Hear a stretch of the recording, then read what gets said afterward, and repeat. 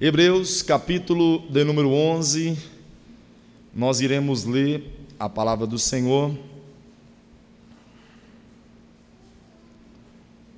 versículo 8, até o verso de número 16. Você que trouxe a Bíblia, a palavra de Deus, nós iremos ler o verso de número 8 até o 16 do capítulo 11 aos Hebreus.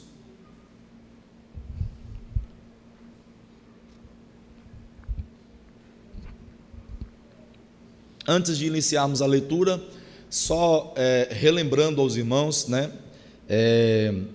nós iniciamos no mês de outubro, se eu não me engano, foi novembro, início de novembro, uma exposição sobre os heróis da fé. Quem lembra, diga amém. Eu preguei sobre Abel, depois eu preguei sobre Enoque, depois eu preguei sobre Noé, certo? Acho que eu não me esqueci de ninguém não. Então foi Abel, Enoque, Noé, e eu dei uma pausa no mês de dezembro, porque eu disse aos irmãos que, como o mês de dezembro é o mês do nascimento de Cristo, mesmo sabendo que não é, mas é um mês que todo mundo celebra o nascimento de Cristo, eu dei prioridade ao mês de dezembro para eu pregar sobre Cristo, né? Foram aí 4 pregações, 5, contando com as de quinta-feira, 6 pregações a respeito de Cristo Jesus. Então hoje, como nós já acabamos o mês de dezembro, nós retornamos então à exposição sobre os heróis da fé. E hoje o herói da fé é um herói da fé mesmo, que é o nosso patriarca Abraão. Amém? Quem encontrou o texto, diga amém. Hebreus capítulo 11, verso 8. Iremos ler até o verso 16. Diz assim o texto: Pela fé, Abraão, sendo chamado, obedeceu, saindo para um lugar que havia de receber por herança, e saiu, sem saber para onde ia. Pela fé peregrinou na terra da promessa, como em terras alheiras, habitando em tendas com Isaque e Jacó, herdeiros que ele da mesma promessa, porque esperava a cidade que tem os fundamentos, do qual o arquiteto e edificador é Deus. Pela fé, até a própria Sara recebeu a virtude de conceber um filho, mesmo fora da idade. Portanto, teve por fiel aquele que lhe havia prometido, pelo que também de e esse já amordecido, descenderam tantos em multidão como as estrelas dos céus, e como areias inumeráveis que está na praia do mar. Todos estes morreram na fé, sem terem alcançado as promessas, mas tendo-as visto e saudado de longe, confessaram que eram estrangeiros e peregrinos na terra. Ora, os que tais coisas dizem, mostram que estão buscando uma pátria. E se, na verdade, se lembrasse daquela de onde havia saído, teria a oportunidade de voltar. Mas agora deseja uma pátria melhor, isto é, a celestial. Pelo que também Deus não se envergonha deles, de ser chamado seu Deus, porque já lhe preparou uma cidade. Amém? Vamos ler somente até aqui. Senhor Deus, muito obrigado, em nome do Senhor Jesus, pela a tua bondade, pela tua graça. Obrigado pela oportunidade de podermos louvar o teu nome, de engrandecer o teu nome. Meu Deus, ó Pai, em nome do Senhor Jesus, pedimos a ti, ó Deus, que o teu Espírito nos ensine, nos conduza, nos direcione, para que assim podemos aprender do Senhor e aplicar nas nossas vidas. Nos ajude, Senhor, que os nossos corações estejam inclinados para Ti, para a glória do Teu nome. Amém e amém. Glória a Deus. Queridos, como eu já disse, hoje nós vamos falar um pouco sobre Abraão. Mas antes de falar sobre Abraão, eu gostaria de fazer uma pergunta introdutória para a igreja, uma pergunta simples, e quero mostrar à luz da Bíblia, respondê-la para a igreja. A pergunta é: quem são os inimigos da nossa fé? Quem são os adversários que lutam contra a nossa fé, que luta contra o nosso espírito, que luta contra a nossa espiritualidade? Antes de responder isso, eu gostaria de ler um texto que está em Lucas capítulo 6, versículo 27 e versículo 28. Não precisa procurar para nós ganharmos tempo. Jesus diz assim, olha o que Cristo diz. Cristo diz assim: mas eu digo a vocês que estão me ouvindo. Ou seja, Jesus está com uma plateia, com um público, e ele vai dizer para esse público, dizendo assim, ele vai dizer para aqueles irmãos desta forma: amem os seus inimigos, façam o bem àquele que os odeia, abençoe aqueles que o maldiçoam e ore por aqueles que os maltratam. Escute bem, Lucas capítulo 6, verso 27 e 28, Jesus nos dá a entender que naquela época os judeus entendia e tinha como inimigos todas as pessoas que os odiavam, todas as pessoas que os amaldiçoavam, todos aqueles que os maltratavam. Se alguém me odiasse, se alguém me maltratasse, se alguém lançasse alguma palavra maldita contra mim, entendia-se na cabeça do judeu, e posso até dizer também para nós brasileiros, que qualquer pessoa que assim age conosco de forma odiosa, de forma que nos amaldiçoa, de forma que nos maltrate, essa pessoa é considerada então um inimigo. Só que perceba que este inimigo que Jesus está dizendo no capítulo 6, verso 27 e 28, são os inimigos chamados inimigos carnais. São pessoas, são gente, são criaturas, são homens, mulheres, talvez o vizinho, talvez o seu amigo, seu colega, seus familiares, são pessoas envolvidas de carne, seres humanos. A estes inimigos carnais, Jesus nos ensina que nós devemos, o quê? Quando ele nos odiar, nós devemos amá-lo. Quando ele nos amaldiçoar, nós devemos abençoá-lo. Quando ele nos maltratar, um cristão, ele deve fazer o quê com quem ele maltrata? Ele tem que orar por ele. Este deve ser o comportamento meu e seu, quando nós nos deparamos com esses inimigos, entre aspas, carnais, que nos maltrata, que nos amaldiçoa, que nos odeia. O nosso tratamento deve ser o inverso. É neste sentido que Jesus nos ensina que quando alguém nos esbofetear o nosso rosto, nós viramos o outro rosto para que ele possa esbofetear do outro. Ou seja, não no sentido literal, mas no sentido que se ele te fazer o mal, você faça o bem.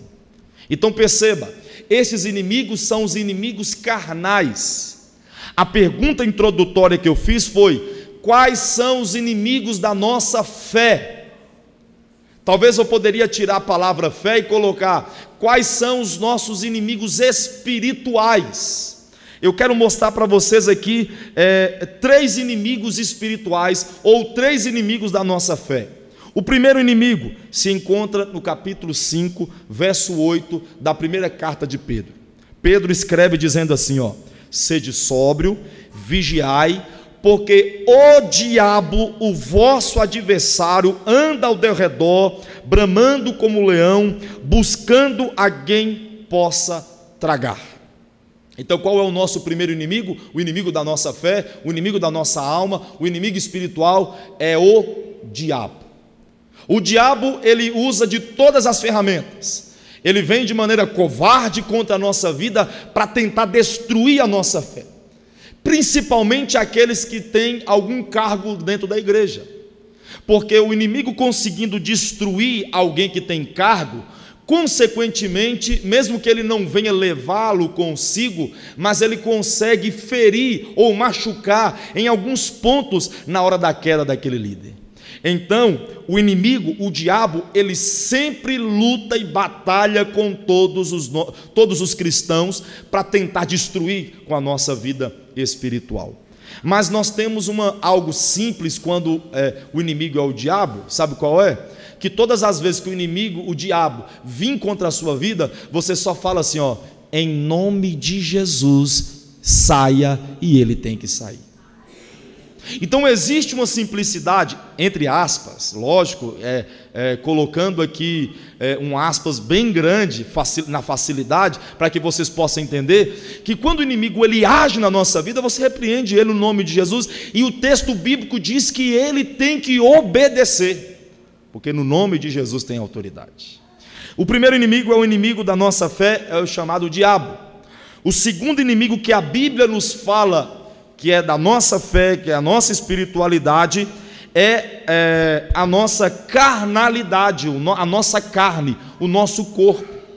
Gálatas capítulo 5, verso 17, vai dizer assim, Paulo vai escrever dizendo assim: porque a carne milita contra o espírito, e o espírito milita contra a carne, porque são opostos entre si, para que não faça com que porventura seja o vosso querer. O que Paulo está dizendo? Paulo está dizendo que o meu corpo, ele vai fazer tudo que a minha vida espiritual se rebaixe, se diminua, não cresça, não faça o que quer.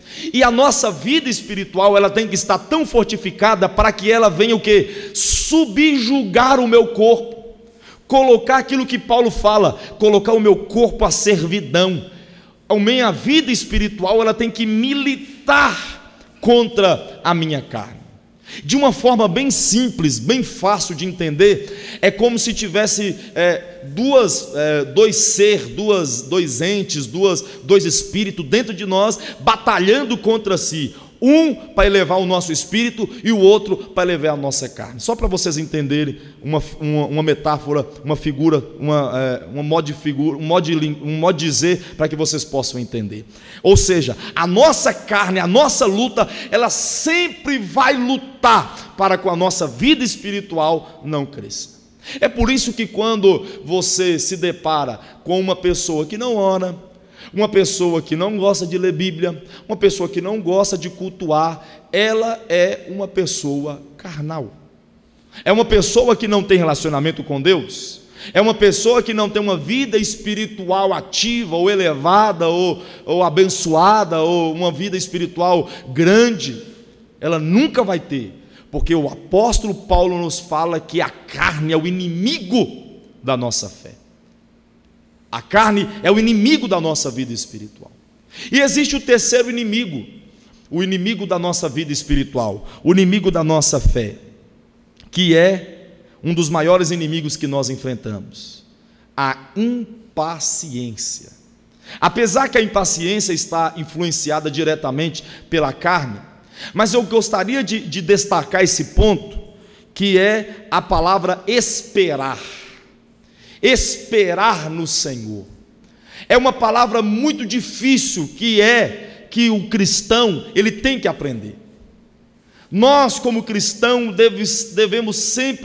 devemos entender essa palavra. Nós devemos enxergar esta palavra. Nós temos que olhar para essa palavra e tentar compreender o que de fato ela quer dizer e o que de fato ela é, porque só assim nós conseguiremos ter uma vida espiritual mais ativa. Por que eu digo isso? Porque esperar é uma das maiores dificuldades dentro da igreja. Inclusive, eu estava vendo uma pregação de Augusto Nicodemos, e pastor Nicodemos, ele diz um negócio muito interessante. Ele vai dizer que a pessoa, quando ela se torna cristã, ela vai passando os dias, passando o tempo, amanhece o dia, vem o dia, acaba o dia, amanhece o dia, passa o dia, acaba o dia. Ela vai vivendo essa monotonia, e ela não vê muitas coisas agindo na vida dela, ela vai perdendo a sua paciência. Engraçado que quando ele diz isso, a gente olha, nos reporta os olhos para dentro da igreja, a gente consegue enxergar isso com clareza. Quantos irmãos estavam conosco aqui no início da nossa caminhada cristã? Para quem não sabe, esse ano, no mês de maio, eu vou fazer 10 anos de ministério. A igreja aqui vai fazer 10 anos de ministério.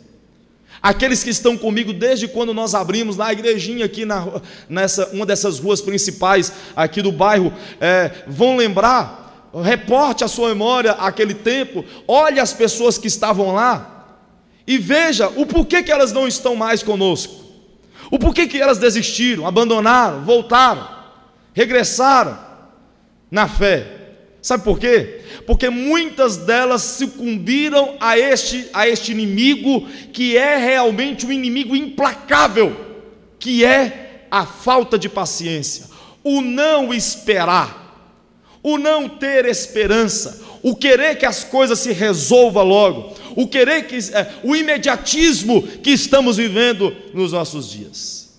Então, de fato, sem dúvida, sem sombra de dúvida, que a impaciência, o não esperar, a falta de esperança é um dos piores inimigos que a igreja tem enfrentado.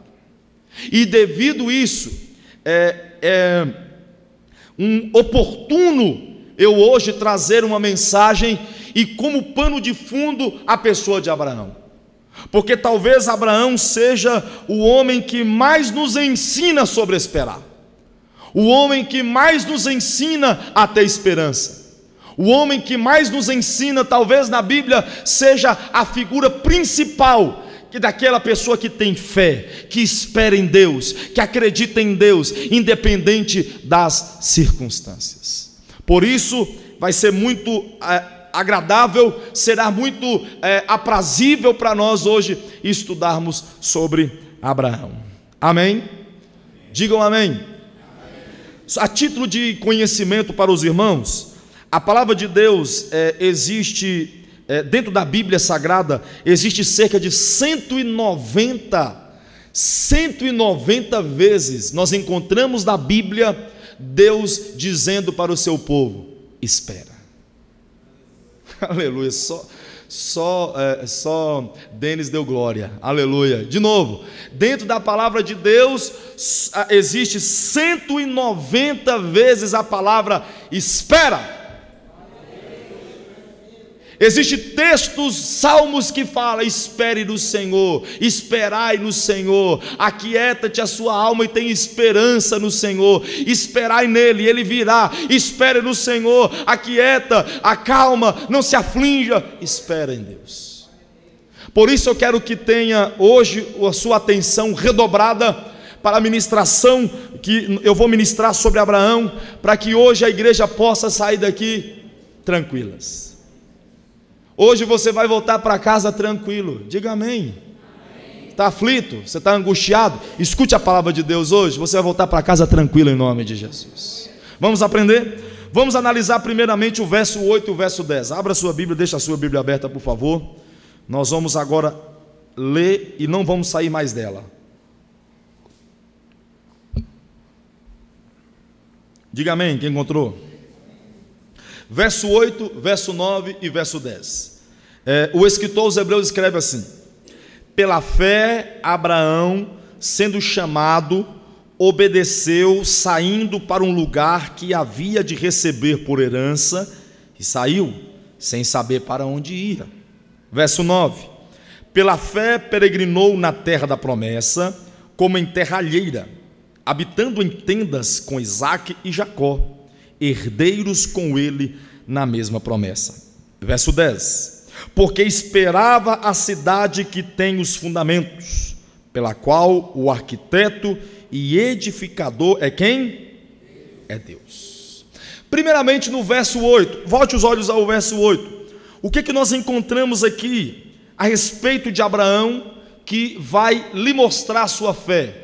A primeira coisa que nós encontramos do verso 8 é que Abraão, ele saiu do conforto da sua casa, Abraão saiu do conforto do seu trabalho, Abraão saiu do conforto dos seus familiares e amigos, do conforto da sua vida, ouviu a voz de Deus, e sabe o que ele fez? Ele abandonou tudo, deixou tudo para trás. Mas deixar tudo para trás, tendo a garantia lá na frente, é muito fácil. Se alguém vem para mim e fala assim: pastor Vinícius, venha mudar para tal casa, deixa a sua casa, deixa os seus pais, deixa lá o restaurante, deixa tudo para lá, e vem agora morar aqui dentro desta casa, não é mais fácil para mim? Não seria muito cômodo para mim? De igual modo, seria muito cômodo para Abraão, se ele tivesse um lugar para ir. Mas o que nós lemos neste texto é que ele saiu sem saber para onde ia. Ele simplesmente creu, ele simplesmente acreditou. E isto a Bíblia nos mostra que foi um ponto de elevação diante da sua fé e diante de Deus, de credibilidade com Deus. No verso 8. Verso 9. O que nós encontramos no verso 9? No verso 9 nós nos deparamos que no verso 8 ele sai, no verso 9 ele permanece na sua jornada. Por que isso é importante destacar? Porque Abraão, ele poderia muito bem no verso 8 ter saído de casa, ouvindo a voz de Deus, saído de casa, peregrinado no meio do deserto, no meio do caminho ele falou assim: rapaz, eu acho que eu estava enganado, eu acho que eu fiz loucura, eu acho que eu fiz besteira, eu acho que eu vou voltar. E ele poderia muito bem voltar, mas no verso 8 diz que ele saiu, e no verso 9 diz que ele permaneceu naquela palavra, naquela promessa que Deus deu para ele, a tal ponto que os seus filhos nasceram, os seus netos nasceram, e eles continuaram ainda firmes na promessa que foi dada aos seus pais. Por quê? Porque com certeza, que logicamente, porque era costume judaico, o Abraão, ele transmitiu, ele passou este ensinamento, dizendo para Isaac, e depois Isaac passando para Jacó e os seus demais filhos, dizendo: Deus fez uma promessa, e a promessa é que Ele daria para nós uma terra, Ele daria para nós uma cidade. Ele deu uma promessa e Ele diz que vai fazer de nós uma grande nação. Escute bem, no verso 9 ele sai, no verso 8 ele sai, no verso 10 ele permanece, ele fica firme na promessa do Senhor. Mesmo que esta promessa demorou, mesmo que esta promessa não cumpriu-se da maneira que ele pensava, ou da maneira que ele imaginava, porque quando nós lemos a Bíblia em Gênesis, a partir do verso 12, nós enxergamos isso. Abraão tendo algumas aflições no meio do seu caminho, algumas dúvidas no meio do seu caminho, mas mesmo diante disso, ele permanece naquilo que Deus tinha falado. Deixa eu passar só uma vírgulazinha para falar um negócio para você diretamente em nome de Jesus. Muitas vezes você se convence com a pregação da palavra, acha muito bom, muito gostoso, só que no meio da jornada você vai se aprofundando e vai dizendo: não é isso que eu queria, eu não estou vendo acontecer, eu não estou vendo Deus fazer nada. Deus hoje me permite ministrar essa palavra ao seu coração para dizer: permaneça, continue peregrinando, continue, prossiga, continue caminhando. Mesmo que isso lhe doa, mesmo que isso lhe machuque, mesmo que isso lhe fira os pés, continue, porque eu tenho absoluta certeza que no final vai valer a pena, em nome de Jesus. No verso 8 Abraão saiu, no verso 9 Abraão continuou, e no verso 10, neste versículo, o autor aos Hebreus deixa claro que a fé e a esperança de Abraão não era uma esperança cega, não era uma fé cega, mas que a fé de Abraão, era possuída de uma consciência. Que consciência? Nós enxergamos isso no que ele esperava. No que Abraão esperava quando ele saiu da cidade dos seus pais? O que Abraão esperava quando ele saiu da sua casa, deixou toda a sua parentela, o seu conforto? Ele esperava o cumprimento da promessa. Qual era a promessa que Deus tinha feito para ele? Que Deus ia fazer dele uma grande nação. Ele confiava nessa promessa. Segundo lugar, além dele esperar em alguma coisa, ele esperava em alguém. Quem era o alguém? O próprio texto diz no verso 10: o grande arquiteto, o criador de tudo, o Deus dos céus e Deus da terra.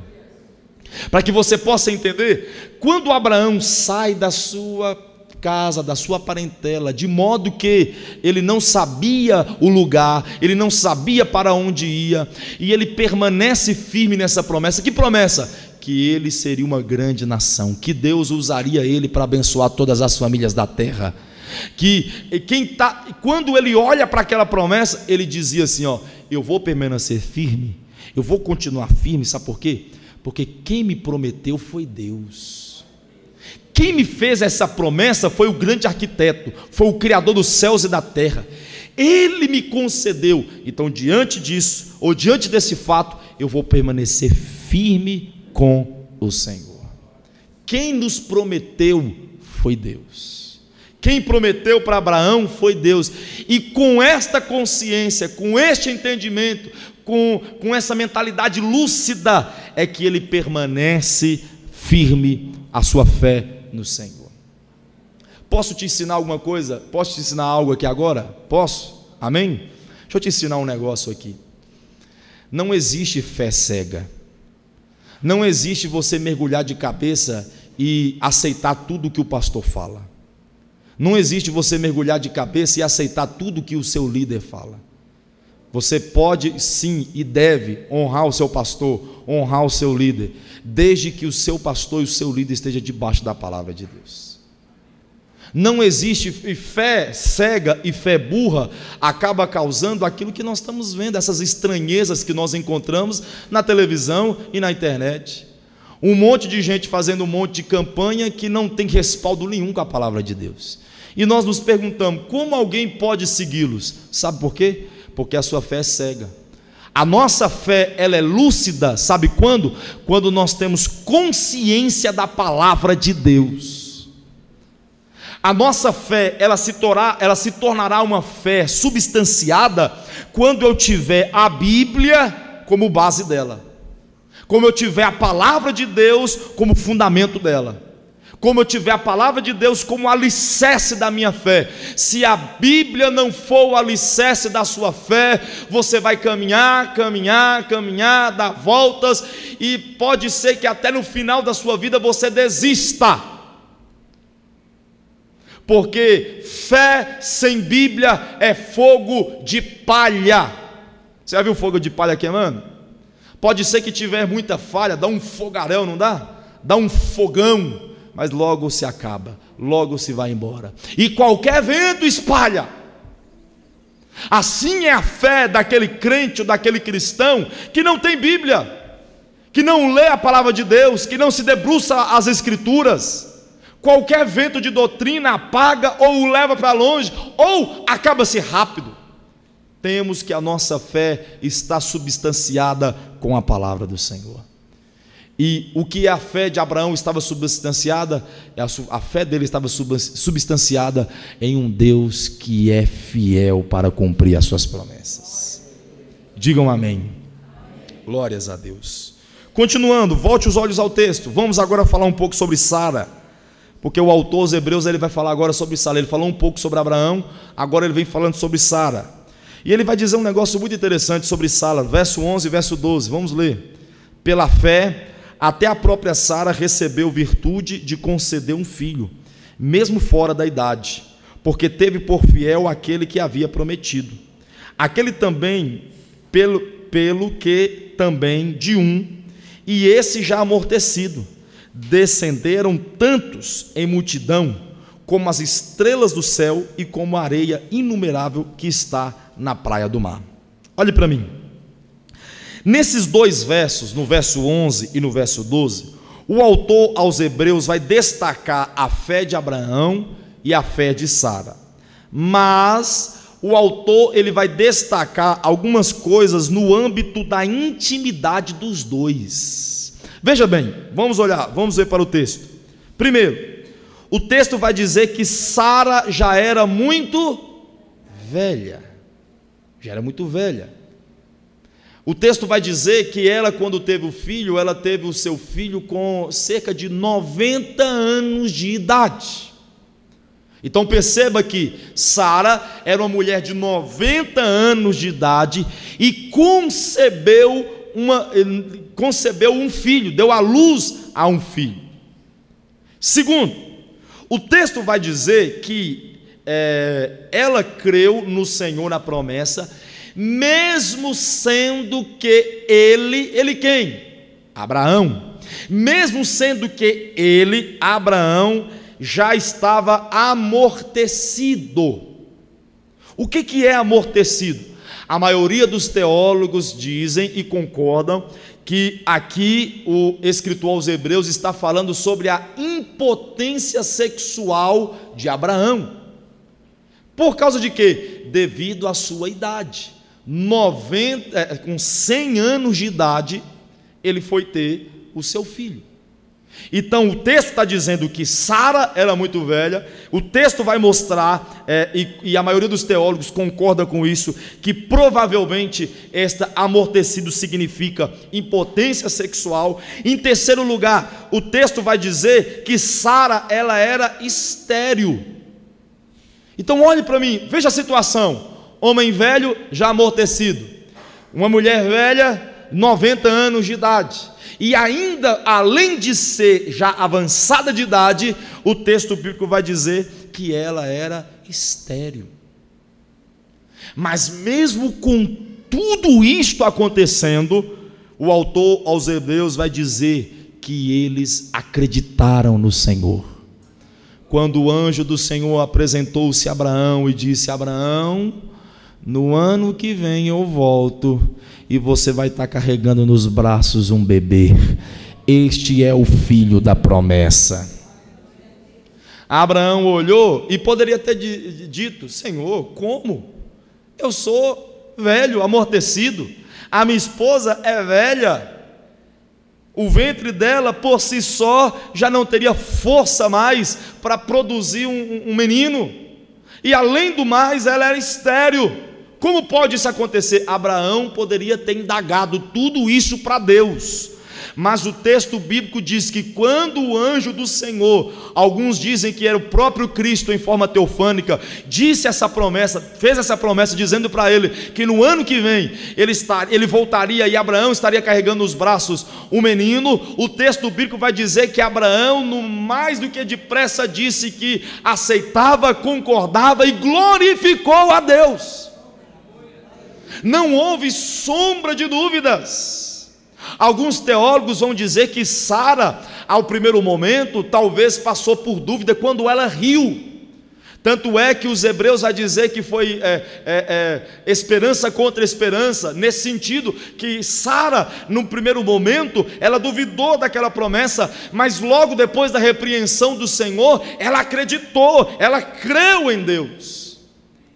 E o texto do verso de número 11, verso número 12, finaliza dizendo que esse par de velhos, me perdoe, mas esse par de velhinhos, com um camarada amortecido, impotente, uma mulher estéril, sabe o que eles fizeram? Geraram pelo poder de Deus um filho. E esse filho gerou outros filhos, e esses filhos geraram netos, e netos bisnetos, e se tornaram hoje um dos maiores países, uma potência mundial, o povo escolhido de Deus, uma nação que trouxe Jesus Cristo para essa terra e que abençoou todas as famílias quando creem em Cristo Jesus. O texto finaliza dizendo que os filhos que produziu-se de Abraão era tão grande que era como a areia do mar. Quem já foi no mar? Você já pegou a areia? Quem é crente faz isso. Duas coisas que o crente faz quando vai no mar: ele pega a areia e fica tentando contar. Não é assim? Não é? Quem é crente faz isso, fica tentando contar. Aí ele conta, depois de 20, ele para de contar e joga para lá. Ou então ele olha para o marzão e fica tentando abrir o mar para ver se abre para Moisés passar, né? E fica admirando aquilo, fica admirando aquelas belezas. O texto bíblico vai dizer que os filhos de Abraão é como a areia do mar, é como as estrelas dos céus, inumeráveis. Toda essa fartura, sabe, aconteceu de dois velhinhos que acreditaram na promessa e da palavra de Deus. Você crê na promessa do Senhor? Você crê na palavra de Deus? Continuando o texto, eu não li, mas vamos ler agora, verso 17 até o verso 19, por favor. Vamos analisar o verso 17 e o verso 19, e já estou me aproximando do final. Pela fé, quem encontrou, diga amém. Pela fé, Abraão, sendo provado, ofereceu Isaque, sim, oferecendo o seu unigênito, aquele que recebera as promessas, e a quem se havia dito: em Isaque será chamada a tua descendência, julgando que Deus era poderoso para até os mortos o ressuscitar, e daí também uma figura o recobrou. Diga amém. Vamos lá, nós estamos falando da fé de Abraão, amém? Para você entender a mensagem, nós estamos falando da fé de Abraão. Primeiro, eu falei do episódio onde Abraão sai de casa, sai da parentela, sai da sua cidade, ouve a voz de Deus, entende a voz de Deus, crê na voz de Deus, abandona tudo, larga tudo, abandona o mundo, os seus pecados, a sua vida de miséria, de pecado, ele larga tudo para lá e vem obedecer à voz do Senhor. É a primeira parte da fé de Abraão. A segunda parte da fé de Abraão foi a sua idade, foi o seu corpo amortecido, foi a idade de Sara, e também pelo fato do ventre dela também estar amortecida, e esse casal de velhinhos, dar à luz a um filho, e se torna uma grande nação, uma potência mundial. A segunda parte. Agora olha a terceira parte de Abraão. O texto vai dizer que um dia Deus olhou para Abraão e falou assim: Abraão, esse menino que você está nos braços aí, que chama Isaque, ele é o filho da promessa. Dele, a partir dele, eu vou abençoar, a descendência dele vai abençoar todas as famílias da terra. Essa família que vai partir dele será abençoada e numerosa. Amém, Abraão? Amém, Pai. Amém, Senhor. Passados-se anos, o Isaque agora já é um homem zarrão, um homem grande, um homem já lá beirando os seus 16 a 20 e poucos anos, já um homem já completo, talvez já se formando. Um dia Deus olha para Abraão e fala assim: Abraão, pois bem, sabe esse menino que eu lhe dei como filho da promessa? Sim, Senhor. O negócio é o seguinte: eu quero que você suba uma das montanhas e ofereça ele para mim, sacrifique ele para mim. E o texto bíblico diz que não foi assim. Deus falou com Abraão aqui, ele pegou Isaque, levou para a montanha e foi para matá-lo. Não. O texto vai nos mostrar que passou-se dias, e vamos tentar imaginar o que passou na cabeça de Abraão durante esses dias. Deus disse para ele agora: pega esse menino que é o filho da promessa que eu te prometi, pega esse menino, suba até o monte e ofereça ele, mata ele para mim, ofereça ele como sacrifício, como holocausto para mim. O texto bíblico diz que Abraão pega o seu filho junto com alguns servos e vai caminhando nas montanhas, nas regiões de Moriá, encontra a montanha depois de 3 dias, pede os seus servos para ficarem até o pé do monte, que ele subiria para sacrificar. Ele pega Isaque coloca a lenha sobre as costas e vai subindo o monte Moriá. Chegando já próximo do local, Isaque pergunta assim: pai, nós temos aqui a lenha que eu estou carregando, nós temos o fogo que está nas tuas mãos, nós temos o cutelo que está contigo, que é a faca. Deixa eu te perguntar um negócio: cadê a ovelha? Cadê o sacrifício? Abraão olha para ele com ternura e diz: meu filho, você é o sacrifício. Interessante que eu acho que se meu pai fala isso, eu ia estremecer, e talvez na minha desobediência até corria, e quem ia me julgar por isso? Querer salvar a minha vida. Interessante que Abraão conta isso para Isaque, e Isaque permanece assim. Ou pelo menos as Escrituras não diz qual foi a sua reação, mas dando a entender que ele aceitou, ele creu, ele acreditou, e ele foi até o Monte Moriá. Lá no Monte Moriá, ele pega a lenha que ele estava carregando, ele coloca no chão, se arruma ela, deita sobre ela, e o texto bíblico vai dizer que Abraão pega o cutelo, que é a faca, levanta aos céus e vai para golpeá-lo, para matar o seu filho.